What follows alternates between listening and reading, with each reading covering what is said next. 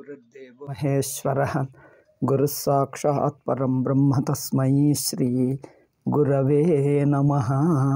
ఓం ఓం నారాయణ. రెండవ అధ్యాయంలో 20వ శ్లోకమే చూస్తున్నాం కదా.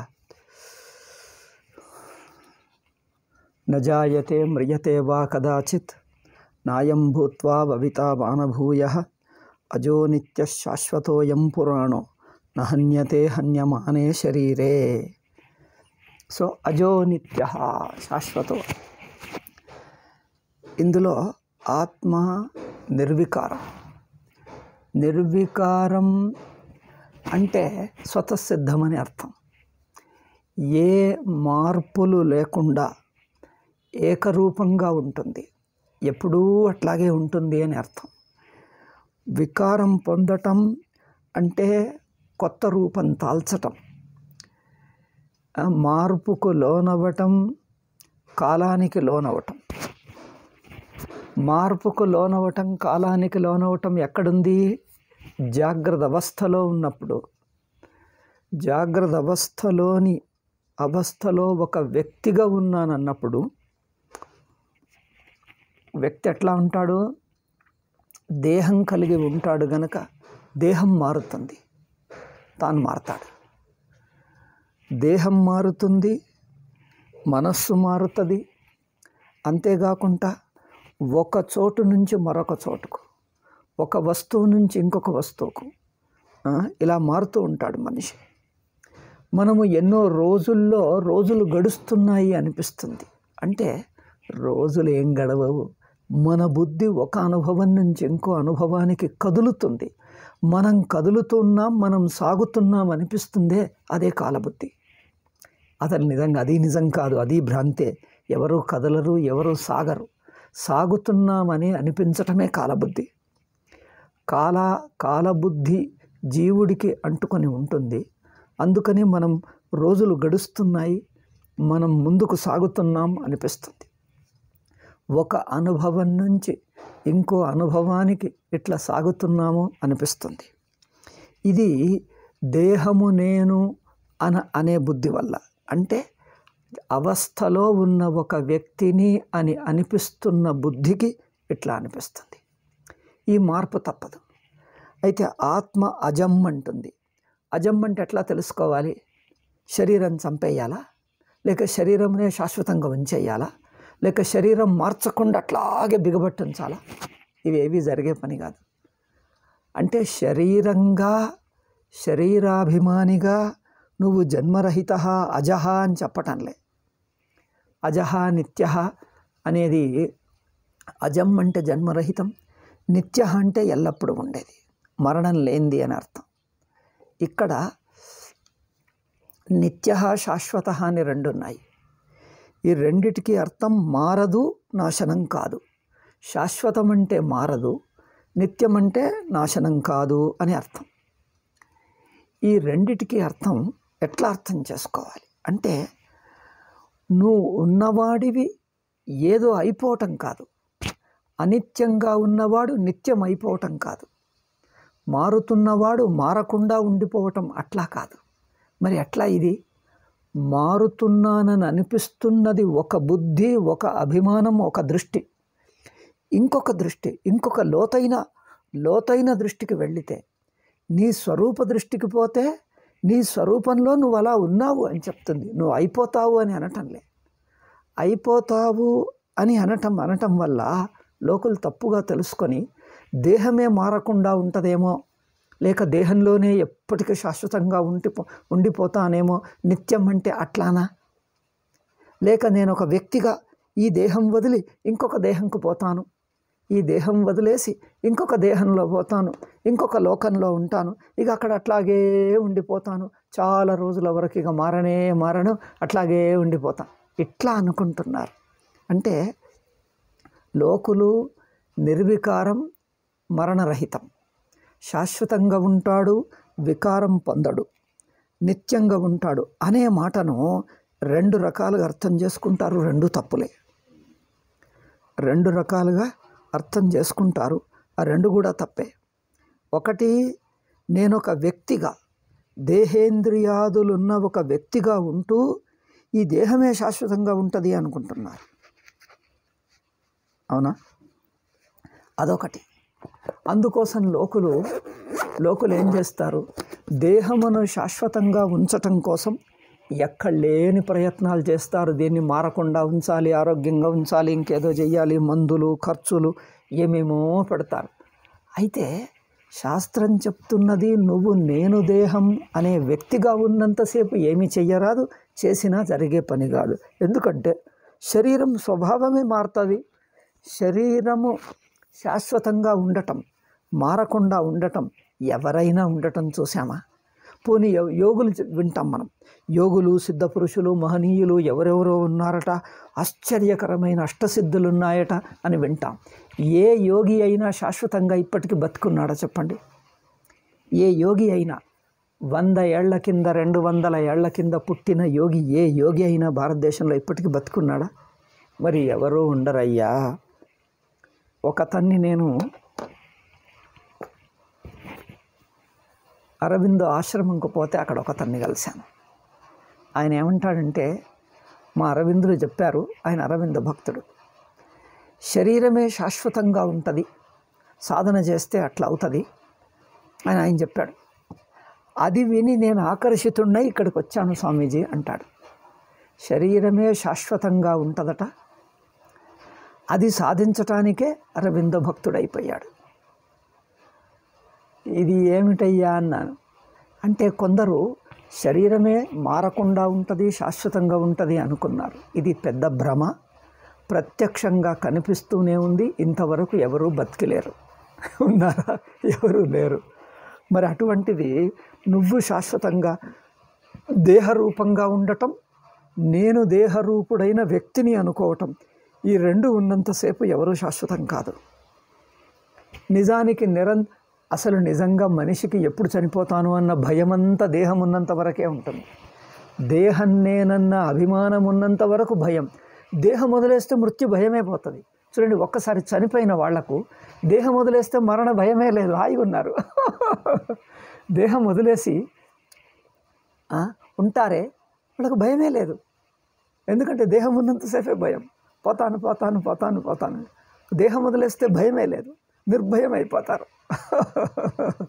అంటే భయము దేహం ద్వారానే వచ్చింది, మరణ భయం దేహం ద్వారానే వచ్చింది. దేహమే వికారశీలం.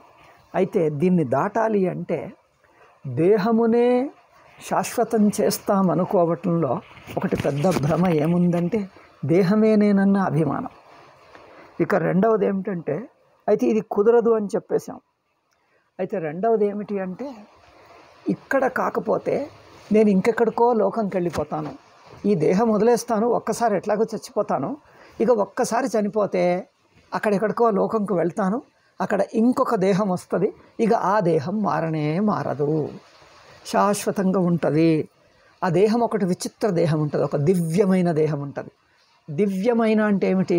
ఈ స్థూల శరీరం పంచభూతాలతో నిర్మితమైనట్లుగా అది పంచభూత నిర్మితం కాదు, ఒక శుద్ధ సాత్విక దేహంతో, సాత్విక గుణంతో నిర్మితమైంది కనుక అది ఇంకా మారదు.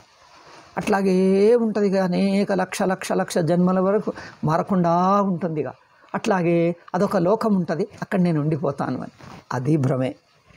అక్కడికి పోయినా కొంత ఉంటుంది నిజమే, భూలోకంతో తక్కువ మార్పు ఉంటుంది, కానీ అక్కడ కూడా మార్పు ఉండనే ఉంటుంది. పూర్తి మార్పు రహితం అంటూ ఉండదు. నువ్వు బ్రహ్మలోకంకు వెళ్ళినా బ్రహ్మలోకంలో కూడా కొంతైనా మార్పు ఉండనే ఉంటుంది. పూర్తిగా ఏ మార్పు లేకుండా ఉండదు. బ్రహ్మలోకంలోనూ కొంతైనా మారుతూనే ఉంటుంది. అంటే నేను వ్యక్తిని అని ఉన్నంతసేపు మార్పు కొంచెం తక్కువగా ఉండొచ్చు, నిదానంగా మారచ్చు. అవునా? ఈ స్థూల శరీరంలో ఉన్నంతసేపు గబాగబా మారిపోతుంటుంది, రోజుకు మారిపోతుంది. అవునా? వారం 10 రోజులకు శరీరం మారిపోతుంది, రోజులు గడుస్తూ ఉంటాయి. మనం కాలం గడుస్తున్నది అని ఇక్కడ తెలుస్తుంది, గడుస్తూ ఉన్నది, మనం సాగిపోతూ ఉన్నాం, అక్కడ కాలం గడుస్తున్నట్లు తెలియదు. ఎట్లాగైతే మనము ఏదన్నా ఒకటి సరదాగా ఆనందంగా సినిమా చూస్తూనో, ఏదన్నా మాట్లాడుతూనో ఏదన్నా మాటలో మనకిష్టమైన వ్యక్తులతో మాట్లాడుతూ అందులో ఉండిపోతే అసలు కాలం గడుస్తున్నదే తెలియదు. అగో ఆ రకంగా ఉంటుంది. బ్రహ్మలోకంకు పోతే హాయిగా ఆనందంగా మనస్సుకు తేలిక అనిపిస్తుంది, ఆనందంగా ఉంటుంది. కానీ తేలిక ఆనందం అనేది అదొక మానసిక స్థితి. మనస్సు కూడా మారుతూనే ఉంటుంది. మనస్సేం శాశ్వతం కాదు, కాకపోతే కొంచెం నిదానంగా మారుతుంది. కనుక మార్పు ఉండదు అనేం కాదు. అయితే ఇక్కడ మనం చెప్తున్నది ఏమిటంటే అజహ నిత్య శాశ్వత. మరి ఇది ఎక్కడ ఉంటుంది అంటే నువ్వు అవస్థలో ఉన్న దేహాభిమానిగా చూసుకున్నా, దేహమును వదిలి మరొక లోకంలో ఉన్న మార్పులు తప్పవు. అయితే ఇక్కడ చెప్తుంది ఏమిటంటే దేహము కానట్టి మొదలు అవస్థ అని తెలుసుకో. అవస్థ అయినా మారుతుందయ్యా. జాగ్రత్త పోయి స్వప్నం వస్తుంది, స్వప్నం పోయి జాగ్రత్త, అవస్థ కూడా మారుతుంది. మారదా? జాగ్రత్త పోతుంది, స్వప్నం వస్తుంది, స్వప్నం పోయి మళ్ళీ జాగ్రత్త వస్తుంది, జాగ్రత్త పోయి మళ్ళీ స్వప్నం వస్తుంది. ఇట్లా అవస్థ కూడా తక్కువగా మారుతుంది, కానీ మారుతుంది.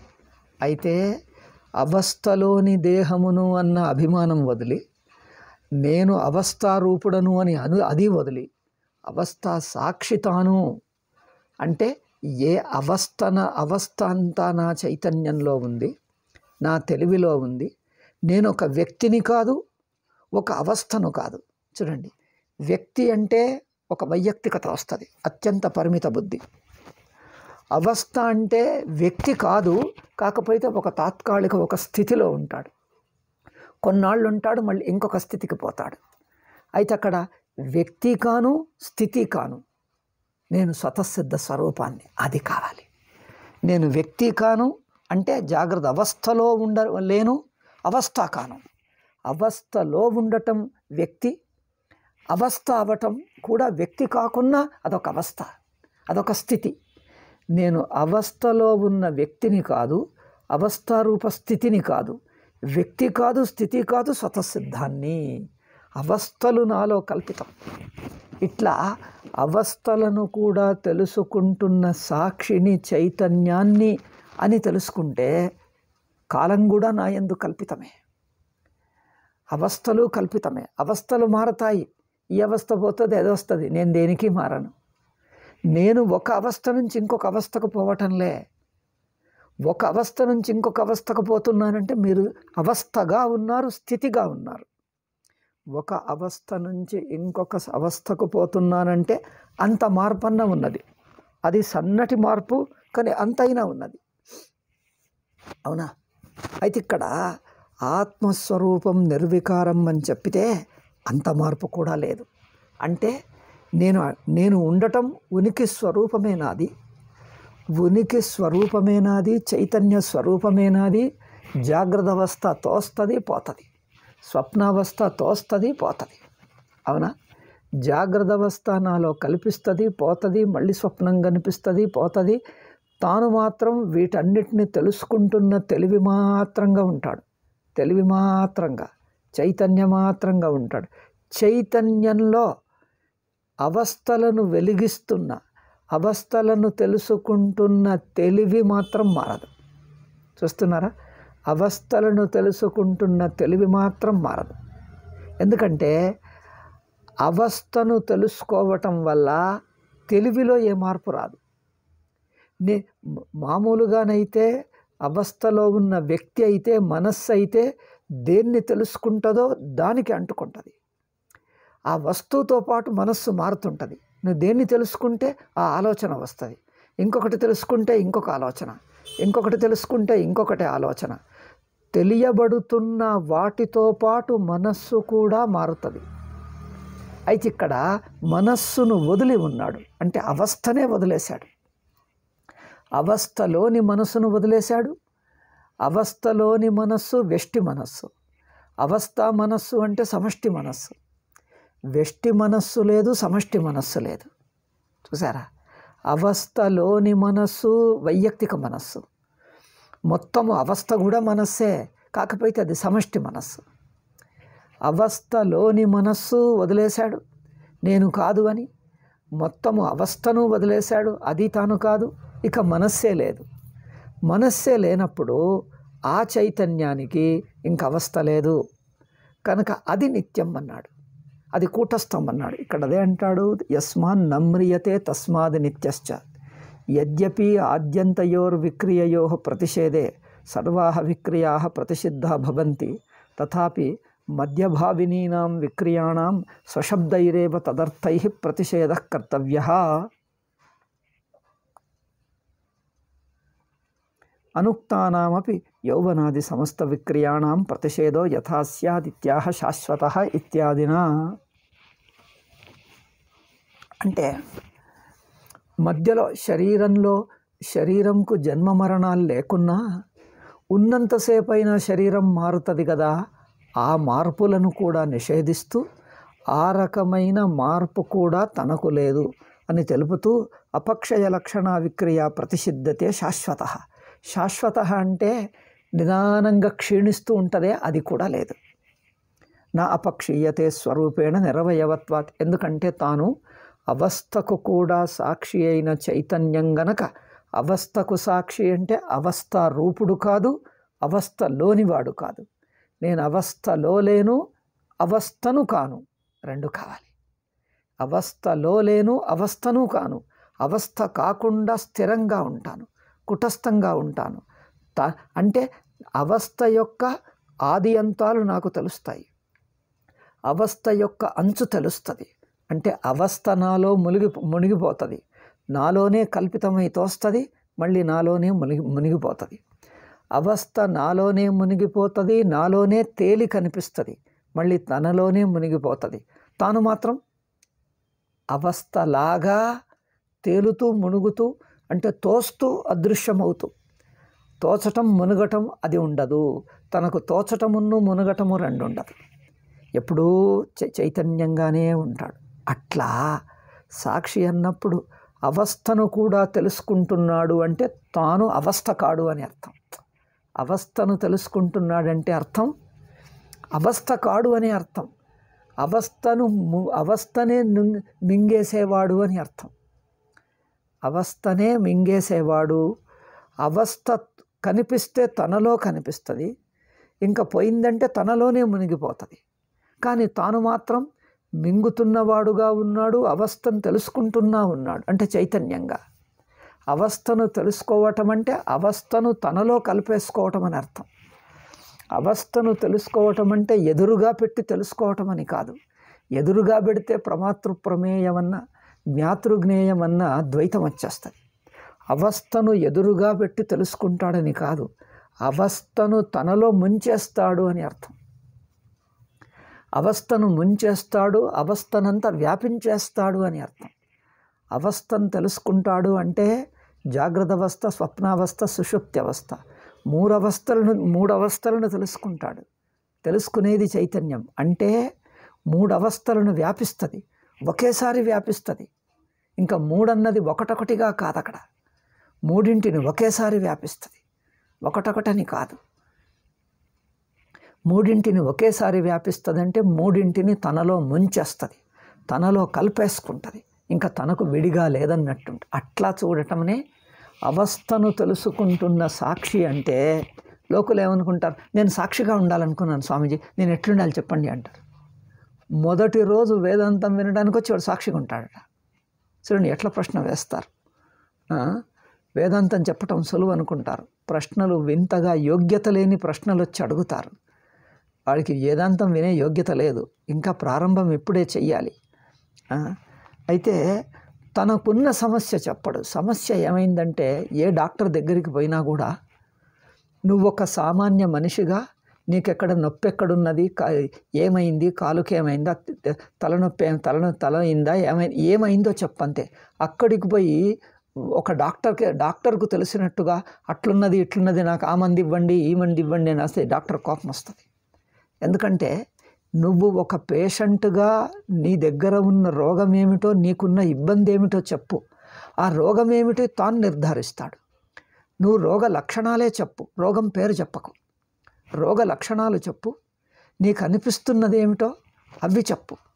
అది రోగం పేరేమిటి, ఆ రోగం అది ఏ రోగము, దాని కారణాలేమిటి, దానికి మందేమిటి ఆయన తీర్మానించుకుంటాడు. నువ్వు లక్షణాలు, ఎందుకంటే రోగ లక్షణాలే మన అనుభవంలో ఉన్నాయి, మన అనుభవంలో మనకు అనిపించింది చెప్పాలంతే. అందుకే మరి ఒక పేషెంట్గా డాక్టర్ దగ్గరికి ఎట్లా వెళ్తావో అట్లాగే వేదాంత గురువు దగ్గరికి వెళ్ళాలి. నీకు కావాల్సింది ఏమిటో చెప్పు, కానీ నేను సాక్షిగా ఉండాలి అంటే ఈ సాక్షి ఎక్కడుందయ్యా, నీకు ఎక్కడ దొరికింది, ఏ దుకాణంలో దొరికింది, ఏ అంగట్లో దొరికింది సాక్షి, ఎవడు చెప్పాడు నీకు ఈ బుద్ధి? నీ సమస్య ఏమిటో చెప్పు, నీకేం కావాలో నీ నీ నీ నీ నీ నీ తెలివికి, నీ పరిపక్వకు అనుగుణంగా ఏ సాధన కావాలో, ఏ తత్వం కావాలో అది బోధిస్తాం. వాడే మొదలై చెప్తాడు, నేను సాక్షిగా ఉండాలి, నాకు సాక్షి చెప్పు అంటాడు. సాక్షి అంటే ఎట్లా చెప్పేది? నువ్వు కర్మయోగం అంటే అదొద్దు, నాకు సాక్షి చెప్పు అంటాడు. ఇదిగో ఒక్క చెంపదెబ్బ కొట్టి అవతలికి తన్ని పారేయాలి ఇట్లాంటి రాక్షసులను. అంటే వీడికి ఒళ్ళు పొగరు ఎక్కువ, వీడికి వేదాంతం కాదు కావాల్సింది. ఇట్లాంటి వాళ్ళు ఇప్పటికీ ప్రశ్నలు వేస్తారు, నాకు అసహ్యం వేస్తుంది. ఎందుకంటే వేసే ప్రశ్న పెద్దది, వాడికి అది సాక్షి అంటే ఏమిటో అర్థం కాదు, వాడికి చెప్పరాదు, చెప్పితే వినడు. మరి చెప్పితే విననప్పుడు ఎందుకు నీకిది? ఒక డాక్టర్ దగ్గరికి పోయి ఇదిగో అట్లున్నది ఇట్లున్నది, నా బోన్లో ఇట్లా ఉన్నది, దానికి నువ్వు ఇది చెయ్యి అంటే డాక్టర్ ఏమంటాడు, నీకేమైంది మొదలు చెప్పు, అదంతా నేను చూసుకుంటా, నువ్వు నాకే ఉల్టా వచ్చి చెప్పకూడదు. డాక్టర్ అంటాడు, నువ్వు నాకు వచ్చి చెప్పకూడదు, నీకేమైంది చెప్పు, నీకు గొంతులో ఉందా, కడుపులో ఉందా, ఛాతీలో ఉందా, ఏమైంది మొదలు, నీకేమనిపిస్తున్నది చెప్పు, అది రోగం పేరేమిటి, అది రోగమా కాదా నేను నిర్ధారిస్తాను. అంతేగాని నువ్వే రోగం నిర్ధారించి నువ్వే దానికి మందు వేదో తీర్మానం చేసుకొని ఈ మందు నాకు ఇవ్వు అంటే ఎవడనిస్తాడా? మరి ఈ తెలివి లేకుండా అతి తెలివితో మాట్లాడతారేమిటండి? అతి తెలివిగా మాట్లాడతారేమిటి? మనిషి వేదాంతి కనిపిస్తే చాలు చెప్పేయాల్సిందేనా?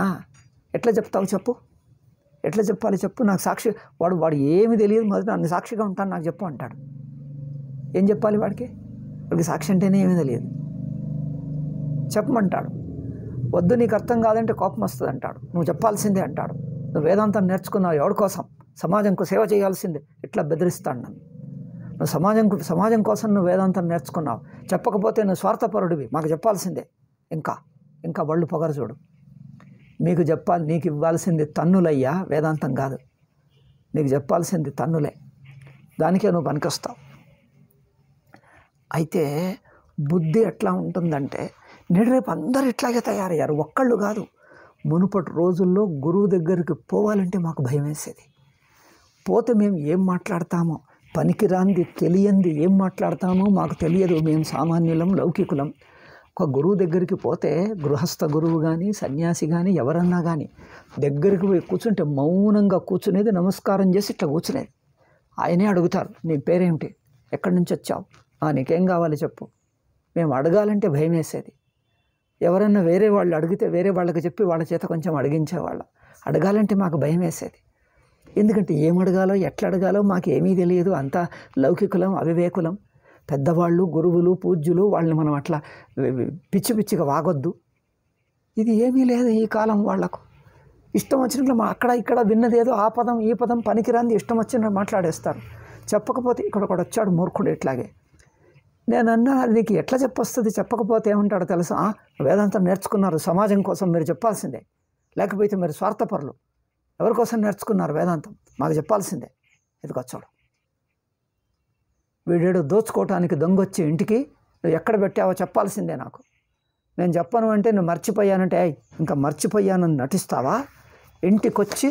రాత్రికి ఇంటికొచ్చి లైట్ వేసి గడియ వేసేసాడు, మీరు ఇంట్లోంచి పారిపోతారేమో అని వాడికి భయం దొంగకు. ఈ దొంగ చూడండి ఎట్లా ఉన్నాడు, లైట్ వేశాడు, ట్యూబ్ లైట్, ఇంట్లో వాళ్ళని లేపాడు, తుపాకీ తీశాడు, కూర్చోబెట్టాడు, చెప్పు ఎక్కడ పెట్టావు చెప్పు. వాడు అన్నాడు, ఏమో నాకు తెలియదండి, నేను మర్చిపోయాను. ఇంకా మర్చిపోయానంటావా, తంతాను చెప్పు, ఎక్కడ పెట్టావు, డబ్బు బంగారం ఎక్కడ పెట్టావు చెప్పు అన్నాడు.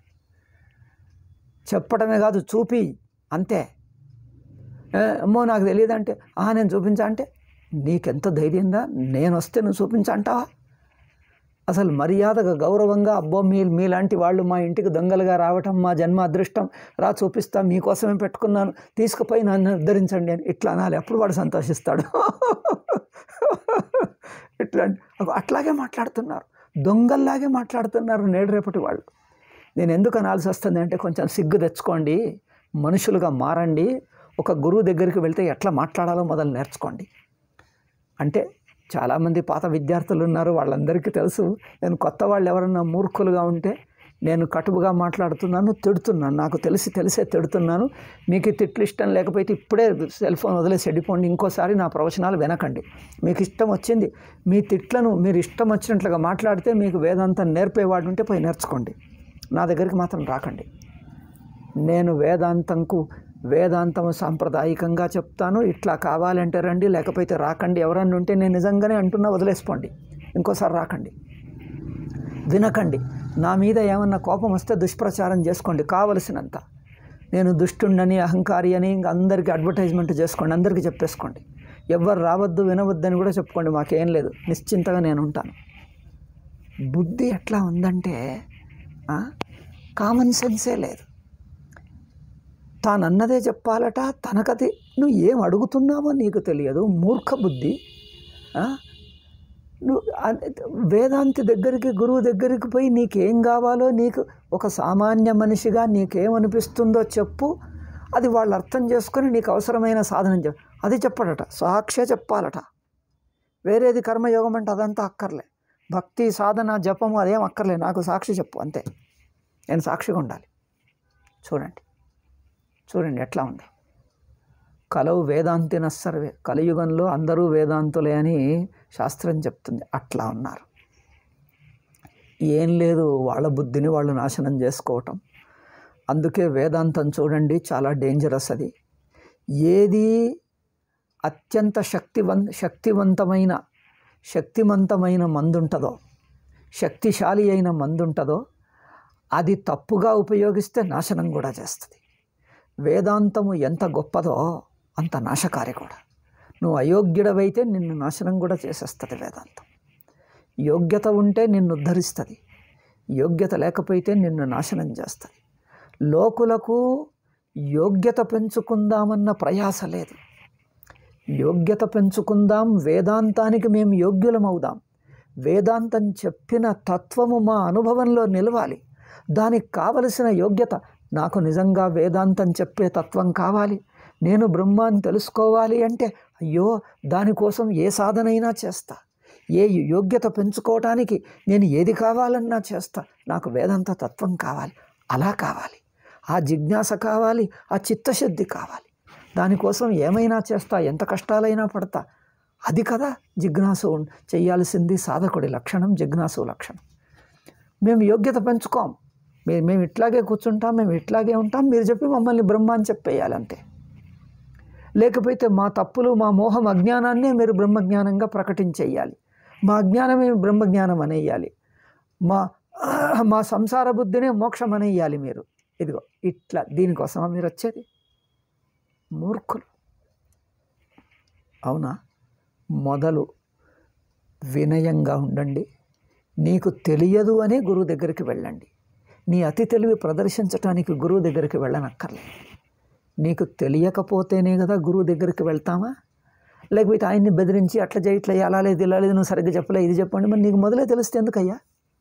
నీకు మొదలే తెలిస్తే ఎందుకు? ఒకతను నాకు మెసేజ్ రాశాడు, ఎవరో తెలియదు.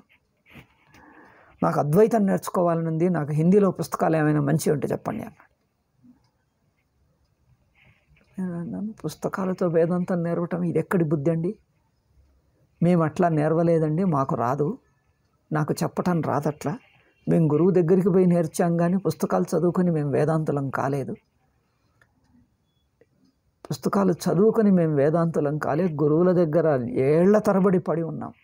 ఒక్క గురువు దొరక్కపోతే, ఆయన సరిపోకపోతే ఇంకొకడు ఇట్లా 5, 10, 8, 10 దాకా గురువుల దగ్గరికి వెళ్ళి నెలలు, సంవత్సరాల తరబడి పడి ఉండి వాళ్ళు చెప్పినప్పుడు విని అట్లా నేర్చుకున్నాం. చెయ్యమన్నది చేసి, చెప్పింది విని, అంతేగాని పుస్తకంతో చదువుకుందామని ఎక్కడ ఉంది? అయినా నీకు ఏ పుస్తకం నేను చెప్పేయాలి? నేను లైబ్రరీనా? నేను ఎట్లా చెప్పాలో నాకు తెలియదు. మేము అట్లా నేర్చుకోలేదు కనుక మీకు కూడా అట్లా నేర్చుకోమని నాకు చెప్పరాదు, నాకు అట్లా నోరు రాదు. నేనేం చెప్పేది? చూడండి ఎట్లా ప్రశ్నలు. అయినా మీకు మీరే నిర్ణయించుకున్నారు అద్వైతం పుస్తకం చదివి నేర్చుకుంటానని. అంటే ఎట్లా ఉంటుందంటే, ఇప్పుడు నేను చెప్పాను కదా, రోగమేదో తానే నిర్ణయిస్తాడు, మందేదో తానే నిర్ణయించుకుంటాడు. డాక్టర్ దగ్గరికి పోయి మందు రాసి ఇవ్వు అంటాడు. నేను డాక్టర్ అయితే నేను ఇలాగే చెప్తాను, రోగం నువ్వే నిర్ధారించుకున్నావు, రోగం ఏమిటో నువ్వే నిర్ధారించుకున్నావు, మందు పేరు ఏ మందు తీసుకోవాలో నువ్వే నిర్ధారించుకున్నావు, నన్ను రాసి ఇవ్వమంటావు ఏమిటి? ఎందుకంటే వాడు అంగడివాడు ఇవ్వడు మందులు, డాక్టర్ ప్రిస్క్రిప్షన్ డాక్టర్ రాసిస్తే కానీ ఇవ్వడు. అందుకోసం మీరు రాసిస్తే నేను అక్కడ కొనుక్కుంటానన్నాడు. దానికి కూడా నువ్వే రాసేసుకో, రోగ నిర్ధారణ నువ్వే చేసుకున్నావు, మందు పేరు నువ్వే చెప్పుకున్నావు, మరి అది నువ్వే రాసేసుకో. అది నన్ను విసిగించటం ఎందుకు? నీకేమన్నా అయితే మళ్ళీ నేనీ మంది ఇచ్చాను అని చూడు, ఏమన్నా అయితే నేనీ మంది ఇచ్చానని పోలీసులు వచ్చి నన్ను పట్టుకుంటారు. నేను ఏదన్నా తప్పు, నేను రాసిచ్చింది ఒకటి, నీకు రోగం ఇంకొకటి అయితే, నీకేమన్నా అయితే నువ్వు డాక్టర్ దగ్గరికి పోతే ఎవరు ఇచ్చారు తప్పు మంది, ఇది నీకు రోగం ఒకటి మందు ఒకటి అయింది అంటే, అయ్యో ఆ డాక్టర్ రాసిచ్చాడు అంటే నన్ను వచ్చి పోలీసులు పట్టుకుంటారు. నేను ఎందుకు రాసి ఇవ్వాలి? అది నువ్వే రాసుకో. అవునా? మరి ఇట్లాగే అనాల్సి వస్తుంది డాక్టర్. లోకులకు వినయం అక్కర్లేదు, బ్రహ్మజ్ఞానం కావాలి. దానికి కావలసిన సాధన అక్కర్లేకుండానే బ్రహ్మజ్ఞానం కావాలి. మోక్ష సాధన అక్కర్లేకుండా మోక్షం కావాలి. జిజ్ఞాస అక్కర్లేదు, తత్వాన్వేషణ అక్కర్లేదు, అంతర్ముఖత అక్కర్లేదు, వైరాగ్యం అక్కర్లేదు, మోక్షం కావాలి. ఇది ఎవడు చెప్పిన బుద్ధి అయ్యా? ఇట్లాంటి వాళ్ళు వట్టి లౌకికులు, మూర్ఖులు. వాళ్ళతో మాట్లాడద్దు, చెప్పద్దు, ఊరికే లేచి వెళ్ళిపోండి అంతే. వెళితే మాట్లాడి ప్రయోజనంలే, లేచి ఎక్కడికో వెళ్ళిపోతాం అంతే.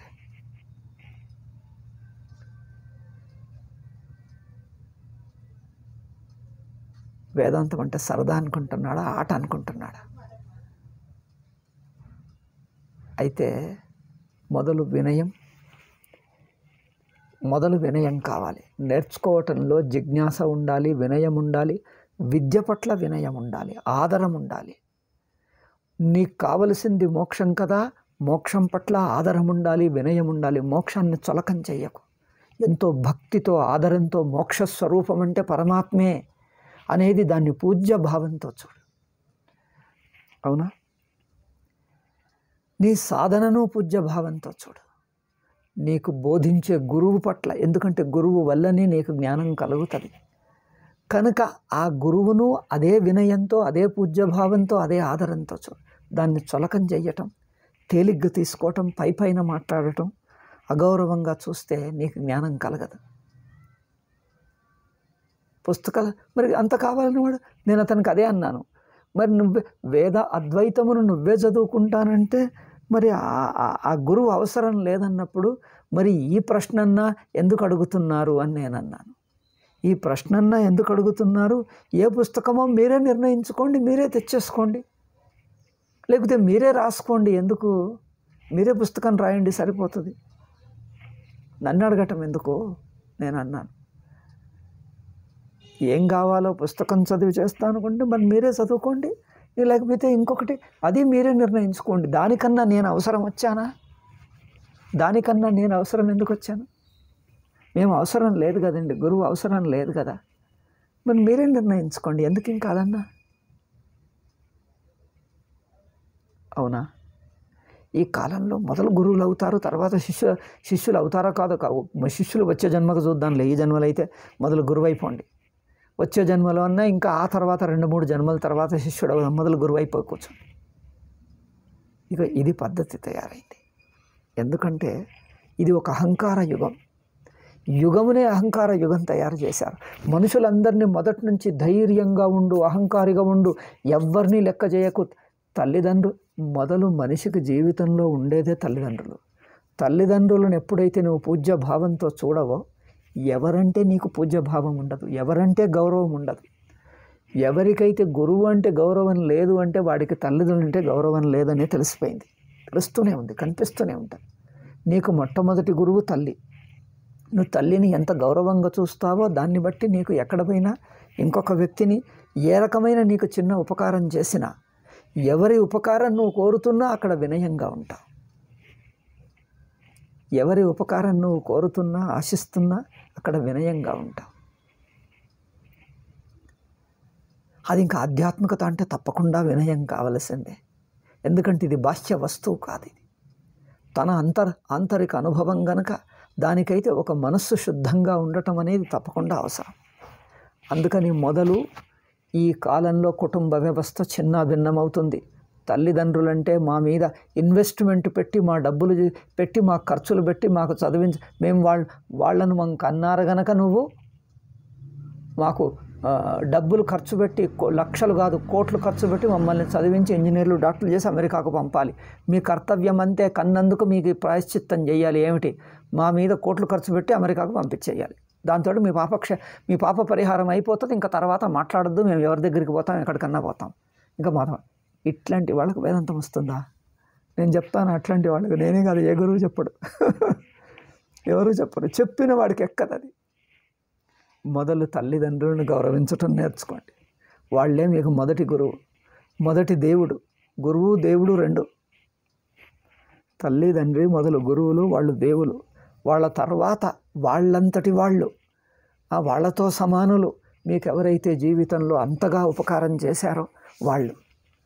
అట్లా ఎక్కడైతే ఆధునిక విద్య అహంకారమును గట్టిపరుస్తుంది, అహంకారం గట్టిపరిచి నేనే సాధించుకుంటా, నేను సాధిస్తానన్న ఎంతెంత గర్వం ఉంటుందో అంతంత ఆధ్యాత్మికతకి దూరం అవుతావు. నీకు విషయం పట్టదు, అర్థం కాదు. గురువుల్ని విసిగించకు. వాళ్ళు నీలాంటి దద్దమ్మలు కాదు. నువ్వైతే నువ్వే గురువు అయ్యావు కదా, ఇంకెందుకు ఆయన ఎందుకు నీకు? నువ్వే అంత గొప్పవాడివయ్యా, గురువులు నీకెందుకు? నువ్వే గొప్పవాడివయ్యావు, నువ్వే గురువై కూర్చో. ఇక ముందు అదే అవుతారేమో, అవుతున్నారు కూడా కొందరు. పుస్తకం చదువుకొని గురువులు అయిపోతున్నారు. వేదాంతం ఇతరులకు చెప్పడం మొదలుపెట్టేశారు. పుస్తకం చదువుకుంటారు, వేదాంతం చెప్పడం మొదలుపెట్టారు. మరి ఇంకేముంది? వాడు ఏ గురువు అక్కర్లేకుండా వీడే గురువు అయిపోయాడు. అందుకోసం మొదలు సాక్షిభావం, ఏ భావమన్నా మొదలు నువ్వే నీ రోగ నిర్ధారణ చెయ్యకు. రోగ నిర్ధారణ చెయ్యకు. నీ లక్షణం ఏమిటో, రోగాల లక్షణం ఏమిటో, నీకేమేమి అనిపిస్తుందో అది మాత్రం చెప్పు. అది ఏమిటి, అది ఏం రోగం, అది రోగమా కాదా? కొన్ని లక్షణాలు నాకు ఇట్లుంటుంది అది అట్లా అందరికీ ఉంటుంది, అదేం రోగం కాదు అని కొన్నిసార్లు చెప్పాల్సి వస్తుంది. అది అందరికీ ఉంటుంది, అదేం రోగం కాదు అని. అయ్యో ఇట్లానా, నేను ఇదేదో రోగం అనుకున్నాను. అది రోగమే కాదు, అందరికీ ఉంటుంది. నాకు ఇక్కడ కడుపులో అప్పుడప్పుడు మండుతుందండి, రోజుకు 3 సార్లు ఇక్కడ మంట అవుతుంది, అన్నం తింటే తగ్గుతుంది. ఏమిటండి నాకు ఇదే కడుపులో ఏదో మంట అవుతుందండి, ఏం చేయాలి అంటాడు. రోజుకు 3 సార్లు అవుతుందండి మంట. అయితే ఇప్పుడు ఏమన్నా డాక్టర్, మందిస్తానండి. ఏమిటి? నీకు కడుపే లేకుండా చేస్తాను, ఇక అప్పటి నుంచి నీకు ఇంకా నుంచి ఆకలే కాదు. ఎట్లా ఉంటారా? ఎట్లా ఎవరైనా చెప్తారా? కనుక తాను రోగ నిర్ధారణ చెయ్యకు. విషయమేదో చెప్పు, నీకు అనిపించిందేదో చెప్పు, ఆయనకు వదిలేసే ఆయన చెప్తాడు. అట్లా ఉండాలి. అవునా? వేదాంతం అనేది ఒక వ్యాపారం కాదు. ఒకటేదో లౌకికంగా నేనేదో సాధిస్తున్న గొప్పలు కావవి. లౌకికంగా ఏమో గొప్పలు సాధిస్తారు. అధికారాలు, డబ్బులు, ఉద్యోగాలు, ఇంకేమేమో అచీవ్మెంట్లు, అవార్డులు. ఇవి అవార్డులు, అధికారాలు, డబ్బులు, గొప్పతనాలు చెప్పుకునే గొప్పలు కావు, పొందే గొప్పలు కావు. ఇక్కడ పొందటము లేదు, చెప్పుకోవటము లేదు. తన యొక్క తప్పును సరిదిద్దుకొని తన వాస్తవికత తెలుసుకోవటమే. కనుక ఇక్కడ లౌకిక బుద్ధి, లౌకిక ప్రయత్నం రెండు అవసరం లేదు. లౌకిక బుద్ధి వద్దు, లౌకిక దృష్టి వద్దు, లౌకిక సంబంధాలు వద్దు. గురు శిష్యుల సంబంధం లౌకికంగా ఉండే ఏ సంబంధం వంటిది కాదు. ఏ సంబంధం వంటిది కాదు. ఆ లౌకిక సంబంధాలను దాటితే ఇది ఒక కొత్త సంబంధం. ఇది ఒక వినయము, ఆదరము. దీనికి లౌకికంగా ఏ పేరు పెట్టరాదు. ఇది ఒక వినయము, ఆదరము, భక్తి, అంతే, ఇంకేదే ఉండదు. అందుకని ఇక్కడ ఏమన్నాడు, నిర్వికారం అని తెలుసుకోవాలంటే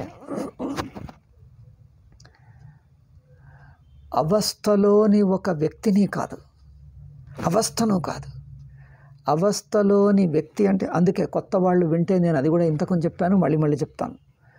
మీరు ఎవరన్నా నా ప్రవచనాలు పబ్లిక్లో పెడుతున్నాం కదా అంటే ఎవరంటే వాళ్ళు వినటానికని కాదు. మరి పబ్లిక్లో పెట్టారంటే మేమే అడ్వర్టైజ్మెంట్ కోసం పెట్టలే. ఇప్పుడు చూడు, యూనివర్సిటీ పబ్లిక్గానే ఉంటుంది, కాలేజీ అందరికీ అంటారు, ఓ మేము కాలేజీ తెరిచామంటే అందరూ రండి అని పెట్టేస్తారు. అడ్వర్టైజ్మెంట్ ఇస్తారు ఎందులో, న్యూస్ పేపర్లో, కొత్తగా బడి తెరిచాం, లేకపోతే కాలేజ్ ఉన్నది, అందరు రావచ్చు, రండి రండి అంటారు. అందరు రావచ్చు అంటే ఎవరంటే వాడిని లోపల తెచ్చుకుంటారా? ఏం లేదు. మళ్ళీ లోపలికి వచ్చాక నీ క్వాలిఫికేషన్ అంతా, ఏం చదివావు, ఎటు మొదలని అడుగుతారు. వాడికి కోపం వస్తుంది. ఏమిటండి అందరు రండి అని చెప్పారు, వచ్చాక నీ సర్టిఫికేట్ ఏమిటి, నీ క్వాలిఫికేషన్ ఏమిటి, ఏం చదువుకున్నావు, ఎంత పాస్ అయ్యావు అంటారు. అదేమిటి అందరికి అన్నారు కానీ నేను వచ్చేసాను. అట్లాగే వేదాంతం అందరికీ అంటే ఆ అర్థంలో కాదు, ఎవరంటే వాడు రావచ్చు. అందుకని మొదలు ఒక వ్యక్తిని గురువుగా ఏర్పరచుకొని ఇక్కడ నా ప్రవచనం మీకు ఎక్కడన్నా కనిపిస్తే సెల్ ఫోన్లోనో ఫేస్బుక్లోనో మొదలు మీ గురువుని అడగండి. మీ గురువు పర్మిషన్ తీసుకొని వచ్చి వినండి. మొదలు గురువుని ఏర్పరచుకోండి, గురువు అనుమతి తీసుకొని వచ్చి వినండి. మేము ఇది మీకోసం, కొత్త వాళ్ళ కోసం పెట్టింది కాదు. ఇక్కడ కార్యాలయంకు వస్తున్న భక్తుల కోసం. కరోనాలో వాళ్ళు రాలేకపోయారు, నేను వెళ్ళలేకపోయాను. కరోనా వల్ల ఎక్కడ దొంగలు అక్కడనే గప్చుప్ అన్నట్టుగా దాగుడు మూతలాటలాగా చేసింది కరోనా. అందుకని మేము ఇక్కడే ఆశ్రమంలో ఉండిపోయాం, వాళ్ళు వాళ్ళ ఇళ్లలో ఉండిపోయారు. వాళ్ళు నిరంతరంగా ఎల్లప్పుడూ రాలేకపోతున్నారు. అందుకోసం వాళ్ళ కోసం మొదలుపెట్టాము. అవునా? అయితే మొదలు వ్యక్తిగతంగా పరిచయమైన వారు, గురుముఖత వినేవాళ్ళు, జిజ్ఞాసువులు, సాధకులు, వాళ్ళ కోసం ఇది చెప్తున్నాం. కనుక ఇది ఒక క్లాస్ రూమ్ లాంటిది. క్లాస్ రూమ్లో అంటే ఒక పాఠంలో, విద్యాలయంలో చెప్తున్న పాఠం ఇది. పబ్లిక్గా కొత్త వాళ్ళు వస్తే మొదలు ఒక గురువుని ఏర్పరచుకోండి, ఎవరినైనా. తర్వాత ఆ గురువు దగ్గర గురుముఖత వినండి. తర్వాత మీ గురువు నుంచి వినటమే కాకుండా ఇక్కడ కూడా ఇందులో వినాలి అనిపిస్తే, మీకు వింటున్నది ఇక్కడ బాగున్నది మా ప్రవచనాలు అనిపిస్తే, అప్పుడు మీ గురువు అనుమతి తీసుకొని వినండి. కొన్నాళ్ళు వినే వరకు ప్రశ్నలు వేయకండి. కొన్నాళ్ళు వింటే అప్పుడు అందులో అక్కడే ప్రవచనంలోనే వచ్చేస్తాయి, లోతులు, స్పష్టతలు వస్తాయి. కనుక అప్పుడు కొంత వస్తే అప్పుడు కూడా ప్రశ్న వినయంగా నేర్చుకోవాలన్నట్లు వెయ్యండి. నువ్వే డాక్టర్ అయిపోయి డాక్టర్కు నాకు ప్రిస్క్రిప్షన్ రాసి ఇవ్వండి అని అలా అడగకండి. అవునా? అప్పుడు మీకు వేదాంతం అర్థమవుతుంది. అంతేగాని ఏదేదో ప్రశ్న వేసి ఏదేదో చేస్తా అంటే ఇది ఆట కాదు. ఎంత ఆట ఆడితే నిన్ను నువ్వు నాశనం చేసుకుంటావు. ఇది ఆట ఆడేది కాదు. లౌకిక జీవితంలో ఏవి గొప్పలని చెప్పారు, నేను ఇంత గొప్పవాడిని, అది చేశాను, నేను ఇది చేశాను, నేను అట్లా చదువుకున్నా, ఇట్లా చదువుకున్నా, నేను అంతటి వాడిని, నువ్వు ఎన్ని గొప్పలు అనుకుంటావో నీ లౌకిక గొప్పలన్నీ వదిలేస్తేనే ఇక్కడ వేదాంతం. లౌకిక గొప్పతనాలు, నీ సాధించిన సాధనలు, కార్యసిద్ధులు, అచీవ్మెంట్స్ అవేవి ఇక్కడ మాకు లెక్కకు రాదు.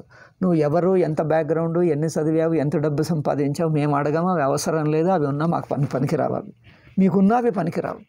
నువ్వు ఎంత సంపాదించావు, ఎక్కడికి వెళ్ళావు, అమెరికాకు పోయావా, ఏం చేసావు, దానికేం సంబంధం లేదు. నీకు వినయం ఉన్నదా, వైరాగ్యం ఉన్నదా, జిజ్ఞాస ఉన్నదా, మేము అవే చూస్తాం. నువ్వు ఎవరైతే ఏమో, నీకు ఎంతైతే మాకేం, అవే మాకు అక్కర్లేదు. అవి ఎందుకు ఇక్కడ పనికిరావు. అవన్నీ పక్కన పెడితేనే పనికొస్తావు. అవన్నీ నువ్వు జ్ఞాపకం ఉంచుకొని వస్తే పనికిరావు. అవన్నీ పక్కన పెడితే పనికొస్తావు. అంటే అవి నీకు గొప్పలు కావు. అవి దాటి అవి కూడా సన్నవే అని నీకు అనిపిస్తే అప్పుడు రా. నువ్వు ప్రపంచంలో సాధించిందంతా పనికిరాంది, అల్పమైంది, అది అంతా పైదే, అంతకంటే లోతైంది కావాలి అని అనిపిస్తే అప్పుడు రా. అప్పటిదాకా రాకు. మేమేం ఆట కోసం లేము ఇక్కడ. మునుపటి రోజుల్లో అయితే వేదాంతం పబ్లిక్లో ఒక గురువు ఉండేవాడు మాకు. అనేక గురువుల్లో ఒక గురువు పబ్లిక్లో వేదాంతం చెప్పనేకూడదు. ఇదేం ఆట అయిపోయిందా? లోకులకు మనోరంజన, ఇదేం వినోదమైందా? ఎక్కడ పడితే అక్కడ పబ్లిక్లో వేదాంతం చెప్పటం. జిజ్ఞాసువుకు చెప్పాలి, విరక్తుడికి చెప్పాలి. నీ దగ్గరికి వచ్చినప్పుడు, నీ ఆశ్రమానికి నీ దగ్గరికి వచ్చి వినయంగా అడిగితే చెప్పాలి. పబ్లిక్లో చెప్పకూడదు. మాకు ఒక గురువు ఉండేవాడు గుడివాడలో. మా గుడివాడ స్వామీజీ ఇట్లాగే చెప్పాడు, నన్ను వెక్కిరించేవాడు. ఇప్పుడు దీని తర్వాత ఏమిటి, హైదరాబాద్కు పోవాలంటే ఎందుకు అక్కడ పోయి, ఎందుకు అదంతా? వాళ్ళ కోసం వాళ్ళని మెప్పించటానికి అది ఇది చెప్పుతూ అదంతా ఎందుకు? ఇట్లా మాట్లాడేవాడు, నన్ను వెక్కిరించేవాడు. ఇక్కడనే ఉండు, ఇది ఆశ్రమం, సన్యాసులు ఉండాల్సింది ఆశ్రమంలో, పబ్లిక్లో తిరగటాలు, ప్రవచనాలు చెప్పటాలు ఇవన్నీ కాదు చేయాల్సింది. ఇట్లాగే అనేవారు. అందుకోసం ఇవన్నీ ఇప్పుడిప్పుడు అంతా వీళ్ళ ఫ్యాషన్ల కోసం, పేర్లు ప్రతిష్టల కోసం ప్రచారాలు చేసుకుంటున్నాం. వేదాంతం ప్రచారం కాదు, తత్వాన్వేషణ. వేదాంతం ప్రచారం కాదు, తనను తాను తెలుసుకోవటం కోసం చేస్తున్న జిజ్ఞాసతో, వినయంతో, ఆదరంతో చేస్తున్న ప్రయత్నం. ఆ ప్రయత్నంలో గురువు సహకరిస్తాడు. అంతే. మీకుందా ప్రయత్నం? మీకు ఆ జిజ్ఞాస ఉందా, ముముక్షత్వం ఉందా? అయితే అందులో మేము సహకరిస్తాం. అసహకరించింది మీకు ఉపయోగపడుతుంది. ఇది లౌకిక అడ్వర్టైజ్మెంట్లు కాదు. ఎక్కువ సంఖ్యలో రండి. ఇక్కడ వీళ్ళు ఏమంటారు తెలుసా? మా దగ్గర కార్యాలయంలో అట్లాగే చెప్తారు. మైకులు అనౌన్స్ చేస్తారు, ఇదిగో ಈ ಸಪ್ತಾಹ ಮುನ್ನದ ఇక్కడ ಹೆಚ್ಚಿನ ಸಂಖ್ಯೆಯಲ್ಲಿ ಬನ್ನಿ, ನಮ್ಮ ಕಾರ್ಯಕ್ರಮವನ್ನು ಯಶಸ್ವಿಗೊಳಿಸಿ. కన్నడలో అన్నాను నేను ఇక్కడ. వీళ్ళు ఏమంటారు? ఇక్కడ కన్నడలో అన్నారు, నేను దాన్ని తెలుగులో చెప్తాను. ఎక్కువ సంఖ్యలో రండి, మా కార్యక్రమాన్ని విజయవంతం చెయ్యండి. యశస్వి అని కన్నడలో అంటారు. మా కార్యక్రమాన్ని విజయవంతం చెయ్యండి, ఎక్కువ సంఖ్యలో రండి అంటాడు. ఏమయ్యా, ఇదేం అడ్వర్టైజ్మెంటా? ఇదేం వ్యాపారమా? ఎక్కువ సంఖ్యలో ఒక దుకాణం పెడితే ఏమంటాడు? ఎక్కువ మంది రండి, కస్టమర్లు మాకు రండి. అక్కడ ఎక్కువ మంది వస్తే అది వ్యాపారం నడుస్తుంది. అక్కడ రావాలి, అది అడ్వర్టైజ్మెంట్ చేసుకోవాలి. అది పద్ధతే అంత, అది అట్లాగే ఉంటుంది. అది దానికోసమే ఉన్నది. అక్కడ చేసుకోండి, అది మంచిది. ఇక్కడ చేస్తామా? జిజ్ఞాసువులు కండి, వినయంగా ఉండండి. దీనికి కావలసిన, మీ లోపల తత్వాన్వేషణకు కావలసిన యోగ్యతను పెంచుకోండి. మీ జీవితం గురించిన బాధ్యత తెలుసుకోండి. మీకు ధర్మం ఆచరించండి. తరువాత అన్నిటికంటే పెద్ద ధర్మం మిమ్మల్ని మీరు తెలుసుకోవటం, మీ ఆత్మోద్ధారం చేసుకోవటం మీకు ఒక పెద్ద బాధ్యత. ఈ బాధ్యతను గుర్తించండి. మిమ్మల్ని మీరు ఉద్ధరించుకోవాలి, ఎవరూ ఉద్ధరించలేరు. ఎందుకంటే తన అజ్ఞానమును ఇంకొకళ్ళు తీసేయరాదు, తన రాగద్వేషాలను ఇంకొకళ్ళు తీసేయరాదు, మన మోహాన్ని ఇంకొకళ్ళు తీసేయరాదు. పక్కకుంటే నీ దుఃఖం చూసి, నీ సంసార దుఃఖం చూస్తారే కానీ నీ మోహం తీసేయొస్తుందా? నీకు ఆసక్తి ఉన్నది, మోహం ఉన్నది, రాగద్వేషాలు ఉన్నాయి, అభిమాన అహంకారాలు ఉన్నాయి, ఇంకొకళ్ళు తీసేస్తారా? తీసేయగలరా? ఈర్ష ఉంది, నేనన్న దేహాభిమానం ఉంది, వాళ్ళు ఏమన్నా తీసేస్తారా? ఏమన్నా మందిస్తారా నీ దేహాభిమానం తీసేయటానికి? నువ్వు నలిగిపోతున్నావు. నీ దేహాభిమానం, ఇంద్రియ మనస్సులతో, రాగద్వేషాదులతో నువ్వు నలిగిపోతున్నావు. ఎట్లా ఉందో, ఎందుకు వచ్చిందో తెలియదు, మరి ఎట్లా తీసేసుకోవాలో తెలియదు. వాళ్ళు ఏమీ చెయ్యరు. ఇది అడ్వర్టైజ్మెంట్ చేసే పని కాదు. ఇది నీ బాధ్యత నువ్వు తీసుకో. నీ జీవితం చాలా విలువైంది. నిన్ను నువ్వు తెలుసుకో. దానికి కావలసిన యోగ్యత పెంచుకో. దానికి ఎంత కష్టం కావాలో, ఎంత తపస్సు కావాలో చెయ్యాలి. ఇంద్రియ నిగ్రహం, మనో నిగ్రహం కావాలి. అవి నేర్చుకో. అది ఎవరి కోసమో, ఎవరినో ఉద్ధరించడం కోసం కాదు. ఇంద్రియ నిగ్రహం, మనో నిగ్రహం ఇంకొకళ్ళను ఉద్ధరించడం కోసం కాదు, నా కోసం నేను నేర్చుకుంటున్నాను. నా జీవితం బాగుపడాలి, నా జన్మ ధన్యం కావాలి, నా తత్వాన్వేషణ సఫలం కావాలంటే నాకు అవసరమైన ఇంద్రియ నిగ్రహం, మనో నిగ్రహం నేను నేర్చుకుంటాను. నా మనస్సును శుద్ధి నేను చేసుకుంటాను, నా కోసం చేసుకుంటాను. నా తత్వాన్వేషణ సఫలం కావాలి, దానికి కావలసిన యోగ్యత పెంచుకోవాలి. ఎవరి మీద అలిగితే ఎవరేం చెయ్యరు. వినయంగా ఉండు, సహకరిస్తారు. దానికి ఏమేం కావాలో అడుగు. నేను ఏం చెయ్యాలి, నేను ఏం చేస్తే యోగ్యుణ్ణి అవుతాను, ఈ తత్వాన్ని తెలుసుకోగలుగుతాను. తెలుసుకోవటం ఎట్లా? తెలుసుకోవటానికి ఏమేం చెయ్యాలి, ఏమేం కావాలి, నాలో ఉందా? మేము ఇలాగే అనేది, అసలు నాకు తత్వం తెలుసుకోవాలనుంది, నాతో అవుతుందా? నాకు ఆ యోగ్యత ఉందా? మరి యోగ్యత ఏమన్నా తక్కువ ఉంటే మరి నేనేం చేసి యోగ్యుణ్ణి అవుతాను? ఇవి ఎవరూ అడగరు. ఈ వినయాలే కనిపించవు. పూర్వంలో ఒక గురువు దగ్గరికి వెళ్ళే ముందు నీకేం తయారు కావాలి, మొదలు తయారు చేసుకొని వెళ్ళు. ఒక కాలేజీకి వెళితే మొదలు స్కూల్ బాగా చదివి బాగా తయారై అక్కడికి వెళ్ళు. అంటే ఒక గురువు దగ్గరికి వెళ్ళాలంటే ఏం కావాలి, ఏం తయారు చేసుకొని యోగ్యత పొంది వెళ్ళాలి. అది చేసుకో మొదలు. జీవితం అట్లా చెయ్యటంలే. తల్లిదండ్రులు, కుటుంబాలు ఈ మినిమం, ఈ మొదటి మెట్టును నేర్పటంలే. ఒట్టి గాలికి వదిలేసి దుష్టుళ్ళ తయారు చేసి వదిలేస్తున్నారు. వాళ్ళు వచ్చి ఇక్కడ మీద పడతారు. ఒకడు మెసేజ్ చేస్తాడు, నాకంతా వేదాలు శాస్త్రాలు నేర్చుకోవాలనుంది, గురుగారు నాకు చెప్తారా? ఒకడు వాట్సాప్ మెసేజ్ చేస్తాడు. నువ్వు ఎవరు అంటే ఏమీ చెప్పడు. వాడు ఎవరో తెలియదు, వాడు పేరెవరో ఎక్కడున్నాడో ఏమిటో ఏమీ తెలియదు. నేను గురువుగారు నాకు వేదం శాస్త్రాలు నేర్చుకోవాలనుంది, అంతా వేదాలు శాస్త్రాలు నేర్చుకోవాలనుంది, నాకు నేర్పండి. ఇగో ఇదేంటి ఇంజనీరింగ్ కోర్స్ అనుకుంటున్నాడా, డాక్టర్ కోర్స్ అనుకుంటున్నాడా? ఎవడంటే వాడొస్తే చెప్పేటానికి. ఇంజనీర్లకు నీకు యోగ్యత చూస్తే నువ్వు ఇంజనీరు డాక్టర్కి పనికొస్తావు, అక్కడికి వెళ్ళు, ఇక్కడికి కాదు.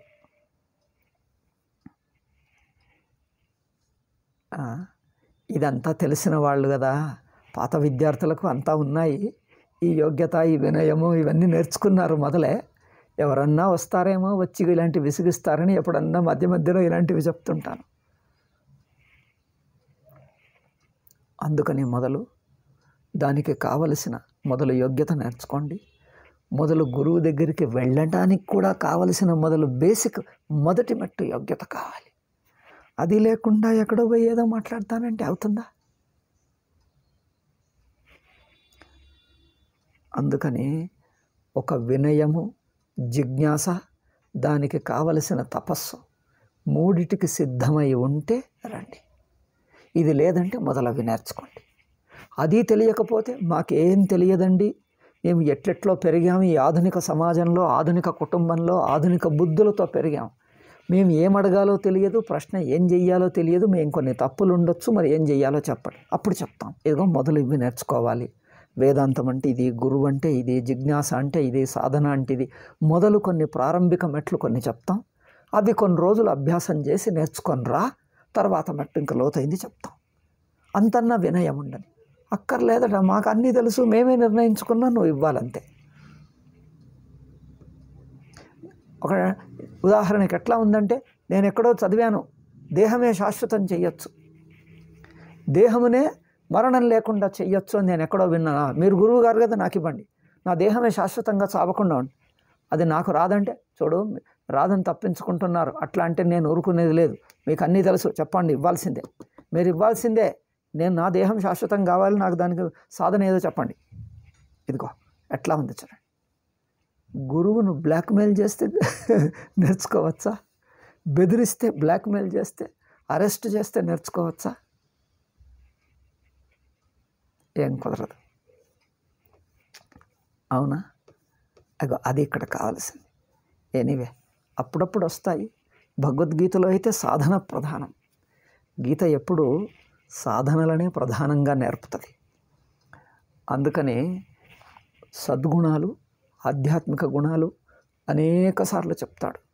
కర్మయోగం అంటాడు, వినయం అంటాడు, వైరాగ్యం అంటాడు. వినయం, వైరాగ్యం, అభ్యాసం ఇవి చాలా కావాలి. వినయం, వైరాగ్యం, అభ్యాసం ఇవి చాలా కావాలి, చాలా చాలా కావాలి. అవునా?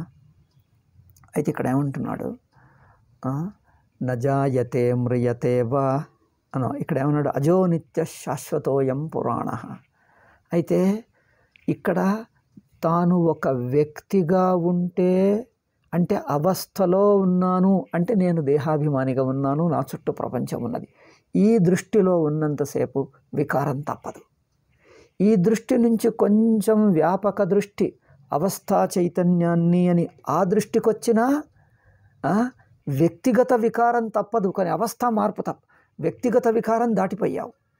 నేను దేహాభిమానమును వదిలి జాగ్రత్త అవస్థనే నేను అని వైశ్వానర స్థితికి వస్తే వ్యక్తిగత వికారం దాటింది, కానీ మనస్సు యొక్క వికారం దాటలే.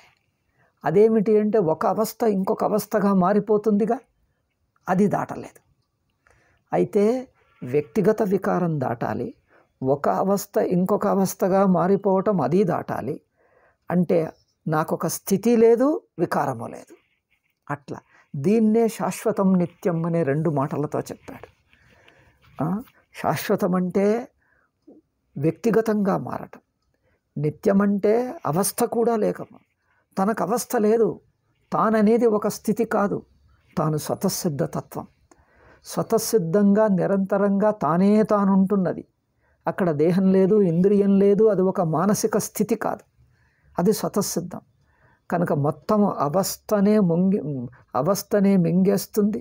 మొత్తం జాగ్రత్త అవస్థలో దేశం, కాలం, పంచభూతాలు, నామరూపాలు, జ్ఞాతృజ్ఞేయ భావం కూడా అందులో మునిగిపోతుంది. జ్ఞాతృజ్ఞేయం ఆ సాక్షి అనుభవంలో నేను ఒక వ్యక్తిగా మిగలను. ఎందుకంటే వ్యక్తిగా ఉన్నవాడికి అవస్థ ఉంటుంది. వ్యక్తి అంటే జ్ఞాతృ, జ్ఞాతకు అవస్థ ఉంటుంది. అవస్థలోనే జ్ఞేయాన్ని తెలుసుకుంటాడు. జ్ఞాతృ జ్ఞేయమన్న సంబంధ బుద్ధి కరిగిపోతుంది. అక్కడ జ్ఞాత లేడు, జ్ఞేయం లేడు, తెలుసుకునేవాళ్ళు లేడు, తెలియబడేది లేదు, ఒట్టి చైతన్యం ఉంది. అది సాక్షి. జ్ఞాత కాదు, జ్ఞేయం కాదు. అది ఇంకోటి ఇది అది అంటున్న అవస్థ కాదు. ఈ అవస్థపై ఇంకొకటి వస్తుంది, అది కాదు. అవునా? అవస్థ అనాది అనంతం కనుక ఆ అనాది అనంతాన్ని కూడా తెలుసుకుంటాడు. అనాది అనంతమును ఎట్లా తెలుసుకుంటాడు అంటే అనాది అనంతమైన అవస్థను దాటతాడు. అవస్థను ముగించరాదు, గుర్తుంచుకోండి. స్వప్నమును ఎవరు ముగించరాదు. కళ కని కని కని కని కని ఎవరన్నా కళ కనటం ముగించారా? కళ కంటూ పోతే సాగుతూ ఉంటుంది, కంటూ పోతే సాగుతూ ఉంటుంది. కళ ముగియదు. స్వప్నం ఎప్పుడు కళ కంటూ ఉంటే ఎన్నటికీ ముగియదు. మరి ఎప్పుడు ముగుస్తుంది అది? దాన్ని దాటటమే కానీ ముగిసిపోవటం ఉండదు. స్వప్నమును ఎవరు ముగించరాదు. అట్లాగే జాగ్రత్తను కూడా ఎవరు ముగించరాదు. జాగ్రత్తను దాటటమే. దాటటం అంటే ఏంటిది? మొత్తం జాగ్రత్త ఏ చైతన్యానికి తెలుస్తున్నదో ఆ చైతన్యంగా నిలిస్తే జాగ్రత్త దాటటం అంటే ఏమిటి? జాగ్రత్త నీ లోపల మునిగిపోతుంది. అట్లా చూడాలి. స్వప్న జాగ్రత్తలు నీ లోపల మునిగిపోతాయి. అవి నువ్వే అయిపోతావు. నీకు అవస్థ లేదు, నువ్వు చన్మాత్రంగా నిలుస్తావు. నువ్వు చైతన్యంగా స్వతసిద్ధ నిర్వికార చైతన్యంగా ఉంటావు. అవస్థను దాటతావు. అవస్థ నీ లోపల మునిగిపోతుంది. నీకంటే వేరుగా లేదు. ఇట్లా దాటటమే కానీ దాటటం అంటే ఏదో ఎక్కడికో వెళ్ళటం, ఎగరటం, దూకటం అనుకున్నావా? అవేమీ కుదరవు. కనుక అవస్థను దాటటం అంటే అవస్థ అనేదే లేదు. అవస్థారహిత సాక్షిగా నిలిస్తే ఇంక అవస్థలు లేవు. అట్లా అవస్థను తెలుసుకుంటున్న తెలివి, నేను ఏదో తెలుసుకుంటున్నాను అంటే తెలుసుకోవటానికి ఏదీ లేదు అక్కడ. ఏది తెలియాలో అది తనలోనే భాగం, తనలోనే మునిగిపోయింది. ఇంక అవస్థ లేదు, తాను మాత్రంగా ఉన్నది. అది ఇంకా తాను అనరా, దానికి ఇంకే పేరు పెట్టరాదు. అది నేను తాను ఇవన్నీ వట్టి మాటలు. అక్కడ ఆ స్వతసిద్ధమైన చిన్మాత్రం మిగిలి ఉందే అవస్థలన్నీ మింగేసి అది స్వతసిద్ధ ఆత్మ. అందుకే దాన్ని సుషుప్తి అనుభవంగా లౌకికులు చెప్పుకున్నారు. సుషుప్తిని అనుభవంగా చూడు. సుషుప్తికి వస్తుపోతున్నానన్నట్టుగా కాదు. జాగ్రత్త వ్యక్తిగా ఉండి సుషుప్తిని చూస్తారు లోకలు. జాగ్రత్త వ్యక్తిగా ఉండి సుషుప్తిని చూస్తావు. నేను జాగ్రత్త నుంచి సుషుప్తికి పోయాను, అక్కడి నుంచి వచ్చాను, ఆ దృష్టి కాదు. నీకు జాగ్రత్త అనేదే లేదు. ఎక్కడి నుంచో నువ్వు సుషుప్తికి రాలే, నువ్వే సుషుప్తి. నీకే సుషుప్తి అని పేరు. నువ్వు ఎక్కడి నుంచో వచ్చే సుషుప్తిని చేరలే. మళ్ళీ ఎక్కడి నుంచో వచ్చి సుషుప్తిని చేరలేదు. మళ్ళీ ఇక్కడి నుంచి జాగ్రత్తకు పోరాదు. పోవటానికి లేదు అక్కడ జాగ్రత్త. నీకంటే విడిగా జాగ్రత్త లేదు. ఎక్కడికి పోతావు? పోవటానికి ఇంకొకటి లేదు. అంటే నువ్వు సుషుప్తి నుంచి జారితే కదా జాగ్రత్తకు వెళ్తావు. సుషుప్తి నుంచి జారటమే ఉండదు, ఇంకెక్కడికి పోతావు? సుషుప్తిని వదిలితే కదా జాగ్రత్తకు వచ్చేది. సుషుప్తి వదలదు, సుషుప్తి నుంచి జారటం ఉండదు. ఎక్కడికి పోతావు? ఏ జాగ్రత్తకు పోతావు? జాగ్రత్తను మింగేసావు, అది నీలోనే ఉంది, ఇంకెక్కడికి పోతావు? అట్లా జాగ్రత్తను మింగేసింది సుషుప్తి. ఆ సుషుప్తి జాగ్రత్త నుంచి చేరింది కాదు, జాగ్రత్త నుంచి కాదు. అక్కడ జాగ్రత్త అనేది తనలోనే అంతర్భాగం గనక ఇంకా తనకంటే వేరుగా లేదు. నువ్వు ఎక్కడి నుంచో వచ్చింది కాదు, ఇంకెక్కడికో పోతావని కాదు. అది తానే తాను స్వతసిద్ధంగా ఉంది. అట్లా ఉన్నటువంటి స్వతసిద్ధ ఆత్మను గుర్తిస్తే అది తెలుస్తుంది. అది స్వతసిద్ధం. అందుకని స్వతసిద్ధం గనక ఆ స్వతసిద్ధంలో ఇంకా రెండవది లేదు కనుక అద్వితీయం. ఇట్లా నిత్య అన్నాడు. నిత్యం అంటే ఇదే అర్థం. కూటస్థ నిత్యం. అజో నిత్య శాశ్వతోయం పురాణ. పురాణ అంటే ఇగో పురాణ అంటే ఇక్కడ ఏమన్నారు? పురాణ అపక్షయ విపరీతాపి బుద్ధిలక్షణ విక్రియ ప్రతిషిధ్యతే పురాణ యో హి అవయవగమనేన ఉపచీయతే స వర్ధతే అభినవ. ఇది ఏదైతే అవయవాలను పెంచటం వల్ల, అవయవాలను ఇంకా చేర్చటం వలన పెరిగి పెద్దదవుతుంది. ఇక్కడ పెరగటం లేదు. ఆత్మకు పెరగటం అంటే మొదలు తక్కువ ఉండి తర్వాత పెరుగుతుందా? మొదలు తర్వాత అనేది లేదు. మొదలు చిన్నగా ఉంటుంది, తర్వాత పెద్దదవుతుంది. అక్కడ చిన్న పెద్దలు లేదు, పెరగటం తరగటం లేదు. అవన్నీ ఆకార వస్తువులకి. అంటే అవస్థలోని వ్యక్తిగా ఉన్నప్పుడే పెరగటం తరగటం. అవస్థనే దాటిన వాడికి ఇంకా పెరగటం తరగటం ఉండదు. ఓన్లీ ఒక అవస్థ ఇంకొక అవస్థగా మారుతుంది. అది కాదు అంటే దాన్ని కూడా మింగేస్తే ఆ అవస్థాభిమానం కూడా వదిలేసి ఉన్నవాడికి ఇంకా పెరగటాలు తరగటాలు ఉండదు. అందుకని పురాపి నవయేవైతి పురాణ. పురాణ అంటే స్వతసిద్ధం, ఎప్పుడూ ఉంటుంది అని అర్థం. అంటే ప్రాచీనంలో కూడా కొత్తదే. పురా అపి నవ ఇతి పురాణ అన్నారు. ఇక్కడ భాష్యకారులు పురాణ మాటకు ప్రాచీనం అంటే ఒక విచిత్ర వేదాంతార్థంలో చెప్పారు. పురాణం అంటే పాతబడిపోయింది అని కాదు, అక్కడ పూర్వం కూడా కొత్తగానే ఉండేది అని అర్థమట. పురా అపి నవః. పురా అంటే పూర్వం, నవ అంటే ఇప్పుడు కొత్తగానే కాదు, పూర్వము కొత్తగానే ఉండేది, ఇప్పుడు కొత్తగానే, ఇంకా భవిష్యత్తులో కూడా కొత్తగా, ఎప్పుడూ కొత్తగానే ఉంటుంది. అంటే పూర్వం తర్వాత అనేది దానికి లేదు. ఎప్పుడూ కొత్తగా అంటే అర్థం ఏంటిది? పూర్వం లేదు, తర్వాత లేదు, ఇప్పుడు లేదు. అంటే దానికి కాలభేదం లేదు. కాలభేదం లేదు అంటే ఎప్పుడూ నిర్వికారంగా కూటస్థంగా ఉంటుంది. ఇట్లా అర్థం చూడు. పురాణ అంటే ఎట్లా చెప్పారు అర్థం భాష్యకారులు. కనుక పురాణ. ఇక లాస్ట్కి ఒకటి చెప్తే ఈ శ్లోకం అయిపోతుంది. ఈరోజు ముగించేద్దాం, టైం అయింది. కానీ ఈరోజు కొంచెం శ్లోకం ముగిద్దాం, టైం ఎక్కువ తీసుకున్నాను నేను. ఒక్క నిమిషంలో ముగిస్తాను. నహన్యతే హన్యమానే శరీరే. దేహం నశించినా దానికేం తేడా లేదు. ఎందుకంటే దేహము ఉండటం వల్ల తానున్నాడా? చూడండి, దేహం నశిస్తే ఆత్మ నశించదు. ఎందుకండి? దేహం నశిస్తే ఆత్మ ఎందుకు నశించదు? ఎందుకంటే దేహం ఉంటే తాను లేడు. దేహం ఉన్నది కదా అని తాను ఉండటం లేదు. దేహం లేకుండా ఉంటాడు. దేహం వస్తే తాను రాలేదు కనుక దేహం పోతే పోడు.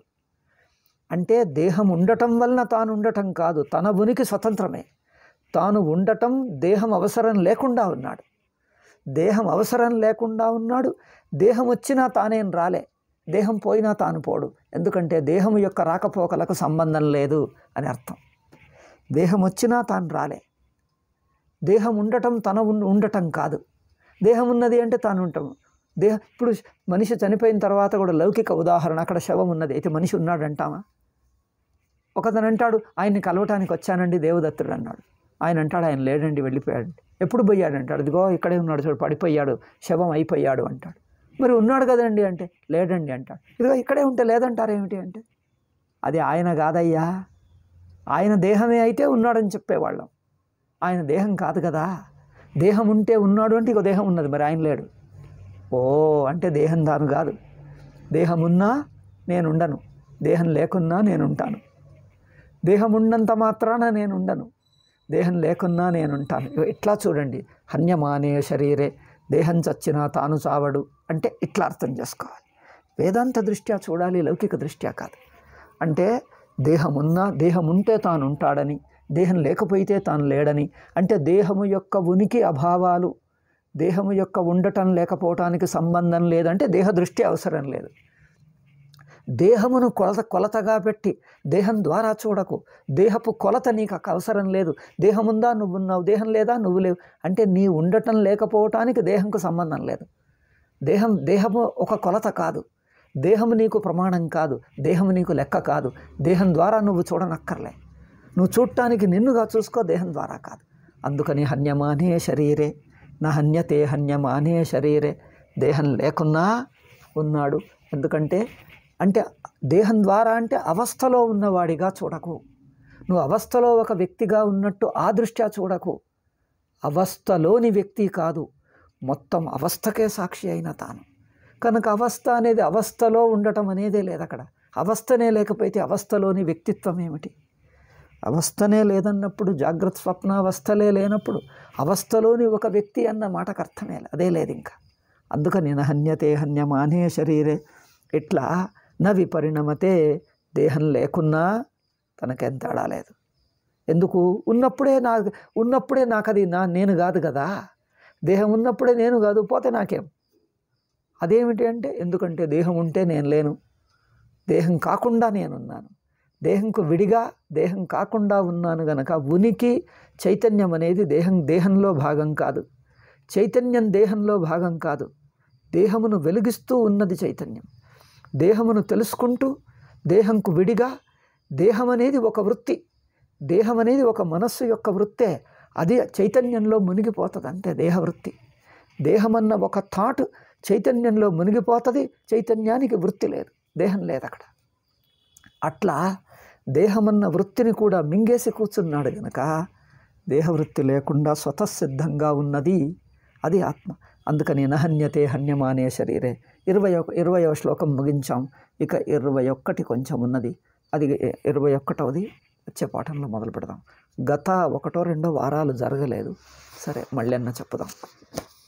ప్రతి వారం చెప్తాననే అనుకుంటాను, ఏదో అనుకోకుండా వస్తాయి. ఇగో ఈరోజు కూడా 11:30 అయింది, ఆలస్యం అయిపోయింది. 11కే మొదలు పెడదామంటే ఆలస్యమై 11:30 అయింది. సరేలేండి. ఓం శాంతి శాంతి శాంతి. హరి ఓం శ్రీ గురుభ్యో నమః. హరి ఓం తత్సత్.